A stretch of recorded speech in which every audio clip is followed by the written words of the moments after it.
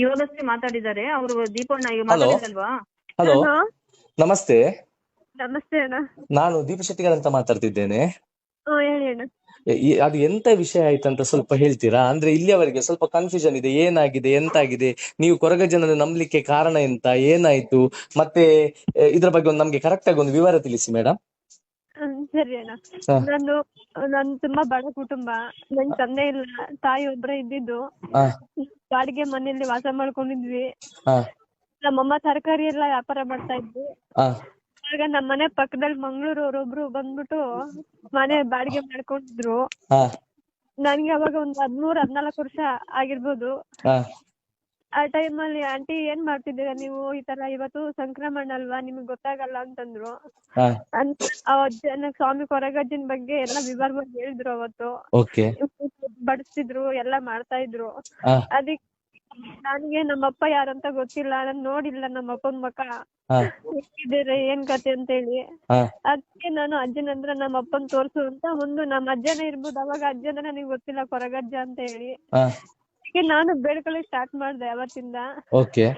ಆಮೇಲೆ ನನ್ಗೊಂದ್ ಮಿರಾಕಲ್ ಆಗಿದೆ ಅಂದ್ರೆ, ಅಜ್ಜನ್ ಬೇಡ್ಕೊಂಡ್ ಬಂದಾಗಿಂದ ನಾನು ನಮ್ಮಮ್ಮನೇ ತೋರಿಸಿದ್ರು, ನೋಡಿ ನಿಮ್ಮ ಅಪ್ಪ ಅಲ್ಲಿ ಹೋಗ್ತಿದ್ದಾನೆ ಅಂತ ಹೇಳಿ. ನಮ್ಮ ಅಪ್ಪನ ಮುಖ ಒಂದೇ ಸಲ ನಾನು ನೋಡಿರೋದು ಮಾರ್ಕೆಟ್ಗೆ.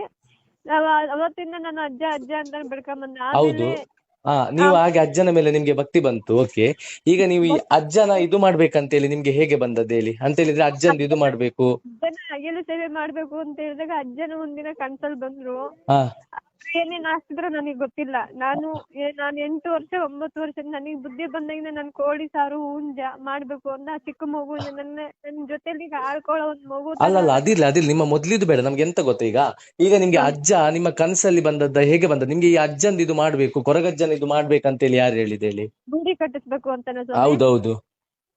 ನಾನು ಇತ್ತೀಚೆಗೆ ಮೈಸೂರಲ್ಲಿ ಓಪನ್ ಆಗಿತ್ತಲ್ಲ ಸ್ವಾಮಿ, ನಾನ್ ಕುತ್ತರ್ಗ್ ಹೋಗ್ಬೇಕು ಅನ್ಕೊಂಡಿದ್ದೆ. ಮದ್ವೆ ಆದ್ಮೇಲೆ ಹೋಗ್ಲಕ್ ಆಗಿಲ್ಲ, ನನ್ 3 ಹೆಣ್ಮಕ್ಳು ಹೋಗಕ್ ಆಗಿಲ್ಲ. ಕುತ್ತರ್ಗೆ ಮಂಗ್ಳೂರ್ ಹೆಂಗಿದೆ ಅಂತ ನಾನು ಹೋಗಕ್ ಆಗಿಲ್ಲ. ಅಜ್ಜನ್ ಬಗ್ಗೆ ಎಲ್ಲ ಗೊತ್ತಾದ್ಮೇಲೆ ನಾನು ಅಜ್ಜನ್ ತುಂಬಾನೇ ಭಕ್ತಿ ಇನ್ನೂ ಜಾಸ್ತಿ ಬಂತು. ಆಮೇಲೆ ಅಂದ್ರು ಇಲ್ಲಿ ಮೈಸೂರಲ್ಲಿ ಆಗಿದೆ ಅಂತ ಹೇಳಿದ್ರು. ಮೈಸೂರಲ್ಲಿ ಹೋಗಿ ನೋಡಿ ಬಂದೆ. 12ನೇ ತಾರೀಕು ಆಗಸ್ಟ್ 12ನೇ ತಾರೀಕು ನೆನ್ಪಿದೆ, ಹುಣ್ಣಿಮೆ ದಿವಸ. ಅವತ್ತು ಹೋಗಿ ಕೇಳ್ಬಿಟ್ಟು ನನ್ ಕಷ್ಟ ಇನ್ನೂ ಪರಿಹಾರ ಆಗಿಲ್ಲ ಅಂತ ಹೇಳಿ ಎಲ್ಲ ನನ್ ಪ್ರಾಬ್ಲಮ್ ಎಲ್ಲ ಹೇಳ್ಕೊಂಡ್ ಬಂದೆ. ಅವಾಗ ಅಜ್ಜ ಹೂವಿನ ರೂಪದಲ್ಲಿ ವರ ಕೊಟ್ಟಿದ್ದಾರೆ ಅಲ್ಲಿ. ನಿಮ್ಗೆ ಕನಸಲ್ಲಿ ಬಂದಿದ್ರ ಅಜ್ಜ? ಅವತ್ ರಾತ್ರಿ ಸ್ವಾಮಿ ಬಂದಿದ್ದು ಕನಸಲ್ಲಿ. ಅಜ್ಜಲ್ಲಿ ಬಂದು ಎಂತ ಹೇಳಿದ್ರು ಕನಸಲ್ಲಿ ಬಂದು? ರಾತ್ರಿ ಅಜ್ಜ ಬಂದು ನನಗೆ ತುಳು ಭಾಷೆಯಲ್ಲಿ ಹೇಳಿದ್ರು. ನನಗೆ ತುಳು ಹೇಳಕ್ ಬರಲ್ಲ, ನಾನು ಕನ್ನಡದಲ್ಲಿ ಹೇಳ್ತೀನಿ. ಅಲ್ಲ ನೀವು ಮಂಗ್ಳೂರಿಗೆ ಇಲ್ಲಿ ತನಕ ಕೊರಗಜ್ಜ ಇದಕ್ಕೆ ಬರ್ಲಿಲ್ಲ? ಇಲ್ಲಿ ತನಕ ಅಲ್ಲ ಬರ್ಲಿಲ್ಲ ಸ್ವಾಮಿ, ನಾನು ಬರಕ್ ನನ್ನ ಹತ್ರ ಏನು ಇಲ್ಲ ಸ್ವಾಮಿ. ಬರ್ಲಿಲ್ಲ ನೀವು ಇಲ್ಲಿ, ನೀವು ಅಲ್ಲಿ ಮೈಸೂರಿಗೆ ಹೋದದ್ದು ಫಸ್ಟ್ ಮೈಸೂರಿಗೆ ಸ್ವಾಮಿ ಹೋಗಿದ್ ನಾವು. ಮೈಸೂರಿಗೆ ಹೋಗಿ ನಿಮ್ಗೆ ಅಜ್ಜ ಕನಸಲ್ಲಿ ಬಂದು ಎಂತ ಹೇಳಿದ್ರೆ ಹೇಳಿ? ಅಜ್ಜ ಕನಸಲ್ಲಿ ಕನ್ನಡದಲ್ಲಿ ಹೇಳಿ, ಪರವಾಗಿಲ್ಲ. ನಾನ್ ನಿನ್ ಹಿಂದೆನೆ ಬಂದಿದ್ದೀನಿ, ನನಗೆ ಸ್ಥಳವನ್ನು ಕೊಡು, ನೀನಿರೋ ಸ್ಥಳವನ್ನು ಕೊಡು ನನಗೆ ಅಂತ, ನಾನು ಅಭಿವೃದ್ಧಿ ಮಾಡ್ಕೊಂಡ್ ಕೊಡ್ತೀನಿ ಅಂತ ಹೇಳಿದ್ರು. ಯಾಕಂದ್ರೆ ನಾನು ಅಲ್ಲಿ ಒಂದು ಕೇಳಿದ್ದೆ ನನ್ನ ಅಜ್ಜನ ಹತ್ರ, ಅಜ್ಜ ಬೆಂಗಳೂರಲ್ಲಿ ಎಲ್ಲಾದ್ರೂ ಬಂದು ಇದು ಒಂದು ದೇವಸ್ಥಾನ ಆಗ್ಲಿ ನಿಮ್ದು, ನಮ್ಗೆ ದೂರ ಆಗುತ್ತೆ, ಕಷ್ಟ ಆಗುತ್ತೆ. ನನ್ನಂತ ಭಕ್ತರು ತುಂಬಾ ಜನ ಇರ್ತಾರೆ, ತುಂಬಾ ಕೂಡ್ರು ಎಲ್ಲ ಇರ್ತಾರೆ. ನಿಮ್ ಮಹಿಮೆ ಎಲ್ಲಾ ಕಡೆನೂ ಗೊತ್ತಾಗಿದೆ. ಇವಾಗ ಚಾಮುಂಡೇಶ್ವರಿ ನೆಲೆ ಆಗಿರೋ ಜಾಗದಾಗ ಬಂದಿದ್ದೀರಾ, ಅದೇ ತರ ಬೆಂಗಳೂರಿಗೆ ಬನ್ನಿ ಅಂತ ನಾನು ಅರಕೆ ಮಾಡಿ. ಈಗ ನಿಮ್ಗೆ ಕನಸಲ್ಲಿ ಬರುವಾಗ ಅದು ಅಜ್ಜನಾಗೆ ಕಾಣಿತಾ? ಅಜ್ಜ ಅಂತ ಹೇಳಿದ್ರ ಅವರೇ? ನನ್ ಏನ್ ತನಿ ಅಜ್ಜ ಕೋಡಿ ಹೊರ್ತಿ ಅಂತಂದ್ರು. ಅವರು ನಿಮ್ಗೆ ಕನಸಲ್ಲಿ ಬಂದು ಯಾನು ತನಿ ಅಜ್ಜೆ ಅಂತ ಹೇಳಿದ್ರಲ್ವಾ? ತನಿ ಅಜ್ಜೆ ಕೋಡಿ. ಅದಾದ ನಂತರ ನೀವೆಂತ ಮಾಡಿದ್ರಿ? ಅಲ್ಲಿ ದೈವಸ್ಥಾನ ಬರುದಿಲ್ಲ, ಅದಕ್ಕೆ ದೈವಸ್ಥಾನ ನೀವೇ ಕಟ್ಟಿದ್ರಾ? ದೇವಸ್ಥಾನ ಮಾರನೇ ದಿನ ನನಗೆ 13ನೇ ತಾರೀಕು ರಾತ್ರಿ ನನಗೆ ತಿರ್ಗಾ ಮತ್ತೆ ಕನ್ಸಲ್ ಬಂದ್ರು. ತಿರ್ಗಾ ನನಗೆ ಒಂದು ಇದು ಮಗು ರೂಪದಲ್ಲಿ ಬಂದು, ನನ್ನ ಮಗಳ ರೂಪದಲ್ಲೇ ಬಂದು ಒಂದು ಕಲ್ಲು ಎಲ್ಲಿದೆ ಅಂತ ಹುಡ್ಕಾಡಿಸಿ ನಮ್ಗೆ ಒಂದ್ ದಿನ 2 ತಾರೀಕೆಲ್ಲ ಹುಡ್ಕಾಡಿ ಸಿಗ್ಲಿಲ್ಲ. ಮತ್ತೆ ಆ ಮಗು ಇದ್ರಲ್ಲಿ ಬಂದು, ಆ ಮಗು ವಾಗ್ದಾನದಿಂದ ನಾನು ಹೋಗಿ ಆ ಕಲ್ಲು ಎಲ್ಲಿದೆ ಅಂತ ಹುಡುಕಿ ತಂದು, ಆ ಕಲ್ಲು ಮತ್ತೆ ಸಿಕ್ಕಿದ್ದು ನಮ್ಗೆ ಅಜ್ಜ ಹೇಳಿದ ಸ್ಥಳದಲ್ಲಿ. ಆ ಕಲ್ಲು ತಂದು ನಾವು ಸ್ಥಾಪನೆ ಮಾಡಿದ್ವಿ. ನಾವು ಒಬ್ಬರ ಹತ್ರ ಒಂದ್ ನಿಮಿಷ ಅಜ್ಜ ಕನಸಲ್ಲಿ ಬಂದು ಹೀಗೆ ಹೇಳಿ ನೀವು ಆ ಕಲ್ಲನ್ನು ಹುಡುಕಿ ನೀವೇ ಬಂದು ಅಲ್ಲಿ ತಂದದ್ದು ಕಲ್ಲನ್ನಲ್ವಾ? ಕಲ್ಲು ಹುಡುಕಿ ಅಂದ್ರೆ ಅಜ್ಜ ಈ ಸ್ಥಳಕ್ಕೆ ಹೋಗಿ ಅಜ್ಜ ನಿಮ್ಗೆ ಸ್ಥಳ ಓಕೆ, ಅಜ್ಜ ನಿಮ್ಗೆ ಸ್ಥಳವನ್ನು ತೋರಿಸಿದ್ರು, ನೀವು ಆ ಸ್ಥಳಕ್ಕೆ ಹೋಗಿ ಕಲ್ಲನ್ನು ತಂದು ಅಲ್ಲಿ ಇಟ್ರಿ, ಹೌದಾ? ಇಟ್ವಿ. ಅಲ್ಲಿ ಒಂದ್ ಬೇವಿನ ಅದು ಮರ ಪ್ರತಿಷ್ಠಾಪನೆ ಮಾಡಿದ್ಯಾರಲ್ಲಿ ಆ ಕಲ್ಲನ್ನು? ಪ್ರತಿಷ್ಠಾಪನೆ ಮಾಡಿದ್ದು ನಾವೇ ಸ್ವಾಮಿ. ನೀವೇ ಪ್ರತಿಷ್ಠಾಪನೆ ಮಾಡಿದ್ರಿ, ಯಾರು ಬೇರೆ ಬರ್ಲಿಲ್ಲ, ನೀವೇ ಭಕ್ತಿಯಿಂದ ಅಲ್ಲಿ ಪ್ರತಿಷ್ಠಾಪನೆ ಮಾಡಿದ್ರಿ? ಭಕ್ತಿಯಿಂದ ಪ್ರತಿಷ್ಠಾಪನೆ ಮಾಡಿದ್ವಿ, ಯಾಕಂದ್ರೆ ಅಜ್ಜ ಇದ್ದಾರೆ ಅಂತ ಅಲ್ಲಲ್ಲ, ಇರ್ಲಿ, ನಿಮ್ಮ ಭಕ್ತಿಯ ಬಗ್ಗೆ ನಾನು ಹೇಳಲ್ಲ. ನೀವು ಪ್ರತಿಷ್ಠಾಪನೆ ಮಾಡಿದ್ರೆ ಅದಕ್ಕೆ ಕಟ್ಟೆಲ್ಲ ಕಟ್ಟಿದ್ರಿ, ಹೌದಾ? ಕಟ್ಟೆಲ್ಲ ಕಟ್ಟಿದ್ವಿ. ಒಂದು ಒಳ್ಳೆ ದಿನ ನೋಡಿ ಬ್ರಾಹ್ಮಿ ಮುಹೂರ್ತದಲ್ಲಿ ಆಗ್ಬೇಕು ಅಂತ ಹೇಳಿದ್ರು. ಬ್ರಾಹ್ಮಿ ಮುಹೂರ್ತದ 4:15 ರಿಂದ 6 ಗಂಟೆ ಒಳಗಡೆ ನಾವು ಕಲ್ಲು ನೀಟ್ಟು ನಾವು ನಿಮ್ಗೆ ಇದು ಬ್ರಾಹ್ಮಿ ಮುಹೂರ್ತದಲ್ಲಿ ಆಗ್ಬೇಕಂತೆಲ್ಲ ಹೇಳಿದವ್ರು ಯಾರು ಹೇಳಿ? ಇದೆಲ್ಲ ನಮ್ಗೆ ನನ್ ಶಾಸ್ತ್ರ ಕೇಳಿದೆ ಸ್ವಾಮಿ, ಈ ತರ ಅಜ್ಜ ಬಂದು ಹೇಳಿದ್ದಾರೆ ಅಂತ ಹೇಳಿ. ಶಾಸ್ತ್ರ ಕೇಳಿದಾಗ ಶಾಸ್ತ್ರ ಎಲ್ಲಿ ಶಾಸ್ತ್ರದವರು? ನಾವಿಂದ ದೊಡ್ಡಬಳ್ಳಾಪುರದಲ್ಲಿ ಆಂಜನೇಯ ಸ್ವಾಮಿ ದೊಡ್ಡಬಳ್ಳಾಪುರದ ಶಾಸ್ತ್ರ ಹೇಳುವವರು ಹೇಳಿದ್ರು ಹೀಗೆ ಕಟ್ಬೇಕಂತ ಹೇಳಿ, ಸೊ ನೀವೇ ಕಟ್ಟಿದ್ದು, ಪ್ರತಿಷ್ಠಾಪನೆ ಮಾಡಿದ್ರಿ? ಕಟ್ಟಬೇಕಂತ ಕೇಳಿಲ್ಲ ಅವರು. ಈ ನಮ್ಗೆ ಈ ತರ ಕನ್ಸಲ್ಲಿ ಅಜ್ಜ ಬಂದು ಹೇಳಿದ್ದಾರೆ ಸ್ವಾಮಿ, ಈ ತರ ಇದು ನನ್ಗೆ ಅರ್ಥ ಆಗ್ತಿಲ್ಲ ಅಂತ ಹೇಳಿದ್ದಕ್ಕೆ ನೀವು ಇದು ಮಾಡಿ ನಿಮ್ ಮನ್ಸಿಗೆ ದೇವ್ರು ಬಂದು ಕೇಳಿ ಅಜ್ಜನ ಹತ್ರ ಹೇಳಿ ಅಂತ ಹೇಳಿದ್ರು. ಅದಕ್ಕೆ ನನಗೆ ಅವ್ರು ಹೇಳಿದ್ದೇನಂತಂದ್ರೆ ಬ್ರಾಹ್ಮಿ ಮುಹೂರ್ತ ಅಂದ್ರೆ ನಮಗೂ ಗೊತ್ತು. ಓಕೆ, ಬ್ರಾಹ್ಮಿ ಮುಹೂರ್ತ, ಓಕೆ, ಅದು ಗೊತ್ತಾಯ್ತು. ಬ್ರಾಹ್ಮಿ ಮುಹೂರ್ತದಲ್ಲಿ ಕಟ್ಟಿ ಅಂತ ಹೇಳಿದ್ರು, ನೀವು ಕಟ್ಟಿದ್ರಿ, ಹೌದಾ? ಮತ್ತೆ ಕಟ್ಟ ಆದ್ಮೇಲೆ ಚೆನ್ನಾಗಿ ಮಾಡ್ಕೊಂಡ್ ಬಂದ್ರು. ಅಲ್ಲ ಬಿಡ್ಲಿ, ಚೆನ್ನಾಗಿ ಮಾಡ್ಕೊಂಡು ಬಂದ್ರಿ, ಎಲ್ಲ ಬಂದ್ರಿ. ಈಗ ಆ ಕೊರಗಜ್ಜನ ಇದಕ್ಕೆ ಮಂಗಳೂರಿನ ದೈವಕ್ಕೆ ಸಂಬಂಧಪಟ್ಟವರು ಯಾರಾದ್ರೆ ಬಂದಿದಾರಾ?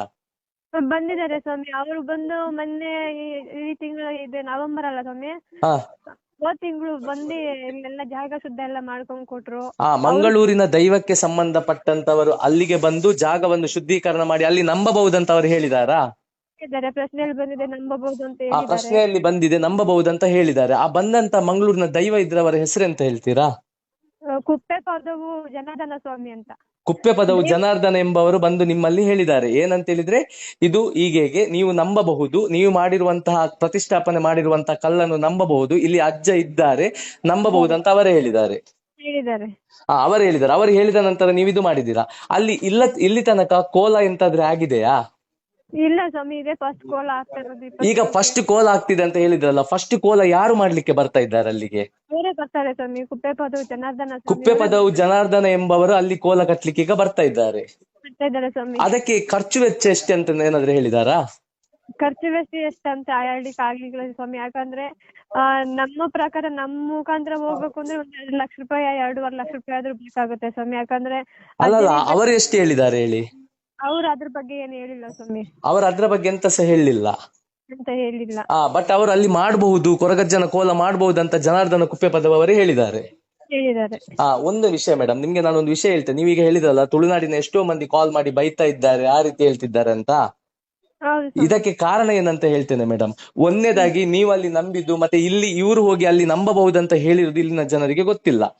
ಎರಡನೇ ವಿಷಯ ಏನಂತ ಹೇಳಿದ್ರೆ, ನಾನು ನಿಮ್ಗೆ ನನ್ನ ಪರ್ಸನಲ್ ಆಗಿ ಹೇಳುದು, ಈಗ ನನ್ನದು ಫ್ಯಾಮಿಲಿಯಲ್ಲಿ ನಮ್ಮ ಕುಟುಂಬದವರು, ನಮ್ಮ ಮಾವನವರಾಗಿರ್ಬಹುದು ಫಾರಿನ್ ಅಲ್ಲಿ ಇದ್ದಾರೆ, ಅಥವಾ ಎಷ್ಟೋ ಮಂದಿ ಬೇರೆ ಊರಲ್ಲಿ ಇದ್ದಾರೆ, ಅಥವಾ ನಮ್ಮ ಫ್ರೆಂಡ್ಸ್ ನವರದ್ದು ಎಷ್ಟೋ ಫ್ಯಾಮಿಲಿ ಅವರು ಬ್ಯಾಂಗ್ಳೂರಲ್ಲಿ ಇದ್ದಾರೆ, ಮೈಸೂರಲ್ಲಿ ಇದ್ದಾರೆ. ದೈವದ ನೇಮ ಆಗುವಾಗ, ದೈವದ ವಿಷಯ ಆಗುವಾಗ ಅವರು ಅಲ್ಲಿಂದ ಇಲ್ಲಿಗೆ ಬರ್ತಾರೆ, ಗೊತ್ತಾಯ್ತಾ?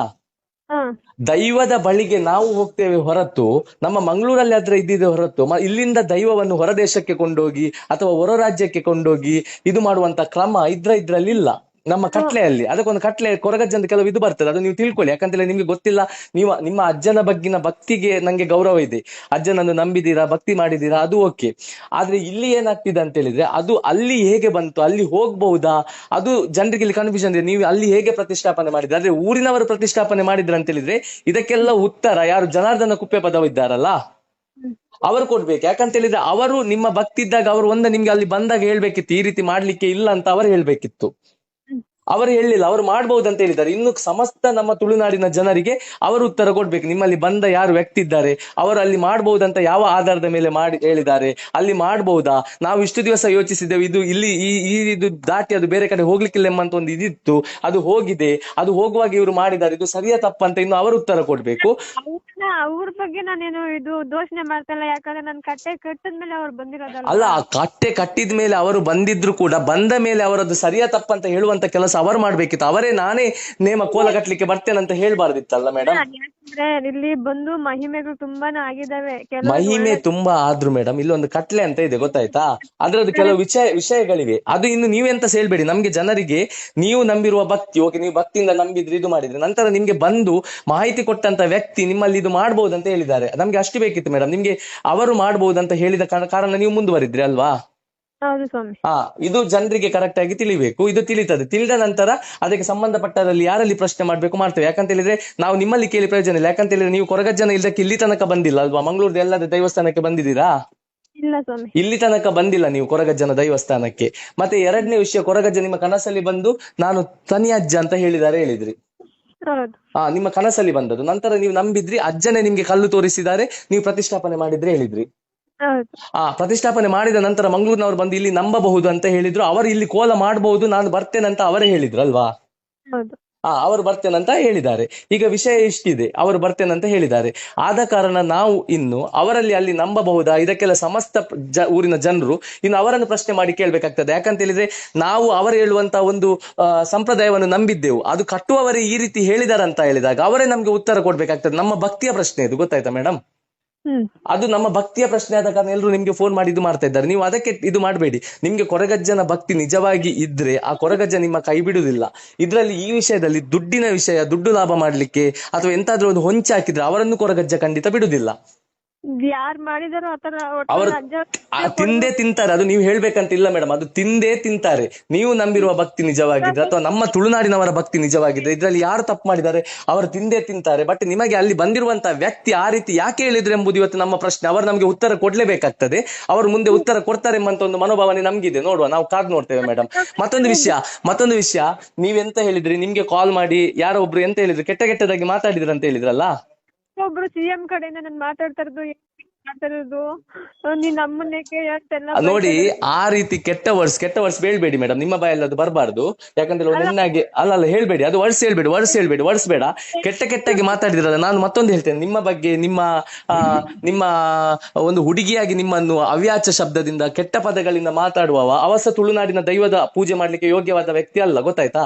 ದೈವದ ಬಗ್ಗೆ ಕೋಪದಿಂದ ಮಾತಾಡುದು ಬೇರೆ, ಅಶ್ಲೀಲವಾಗಿ ಮಾತಾಡುದು ಬೇರೆ. ದೈವದ ಮೇಲೆ ಭಕ್ತಿ ಇದ್ದವ ಯಾಕೆ ಹೀಗೆ ಮಾಡಿದ್ರೆ ಅಂತ ಕೇಳ್ತಾರೆ, ಬೈತಾರೆ, ಅದು ಬೇರೆ. ಅವರಿಗೆ ಕೋಪ ಇರ್ತದೆ, ಅದು ಬೇರೆ. ಆದ್ರೆ ನಿಮ್ಮನ್ನು ಅಶ್ಲೀಲವಾಗಿ ಕೆಟ್ಟ ಪದಗಳಲ್ಲಿ ಬೈದು ಎಂತೆಂತ ನೀವು ವರ್ಡ್ಸ್ ಹೇಳಿದ್ರಲ್ಲ, ಆ ರೀತಿ ಮಾತನಾಡುವ ತುಳುನಾಡಿನಲ್ಲಿ ಹುಟ್ಟಿರ್ಲಿಕ್ಕಿಲ್ಲ. ಅವನ ತಾಯಿ ತುಳುನಾಡಿನವರ ಆಗಿರ್ಲಿಕ್ಕೆ ಇಲ್ಲವೇ ಇಲ್ಲ. ಯಾರ್ಯಾರು ನಿಮ್ಮ ನಂಬರ್ ನೋಡ್ಕೊಂಡು ಇದು ಮಾಡ್ತಾ ಇದ್ದಾರೆ. ಇದಕ್ಕೆ ಎಂತ ಮಾಡ್ಬೇಕಂತ ಹೇಳಿ ಮುಂದೆ ದೇವರ ಇದಕ್ಕೆ ದಾರಿ ತೋರಿಸ್ತಾರೆ. ನೀವು ಕೊರಗಜ್ಜನ ನಂಬಿದ್ದು ಸರಿ ಆದ್ರೆ ಅದನ್ನು ನಂಬಿ. ನಮ್ಗೆ ಇನ್ನು ಪ್ರಶ್ನೆ ಮಾಡ್ಲಿಕ್ಕಿರುವುದು ನೀವು ಹೇಳಿದ್ರಲ್ಲ ಜನಾರ್ದನ ಯಾರಿದ್ದಾರೆ, ಜನಾರ್ದನ ಅಲ್ಲ, ಜನಾರ್ದನ ಕುಪ್ಪೆ ಪದವು. ಅವರಲ್ಲಿ ನಾವು ಕೇಳ್ತೇವೆ ಹೇಗೆ ಸ್ಥಾಪನೆ ಮಾಡ್ಬೇಕಂತ ಹೇಳಿದ್ರಂತ ಹೇಳಿ. ಇಲ್ಲಿಯ ಸಮಸ್ತ ಜನತೆಗೆ ಅವರು ಉತ್ತರ ಕೊಡ್ಬೇಕಾಗ್ತದೆ. ಧನ್ಯವಾದಗಳು ಮೇಡಮ್. ಎಂತಾದ್ರೂ ಇದ್ರೆ ನಂಗೆ ಕಾಲ್ ಮಾಡಿ ಹಾಗೆ. ಸರಿ. ಓಕೆ.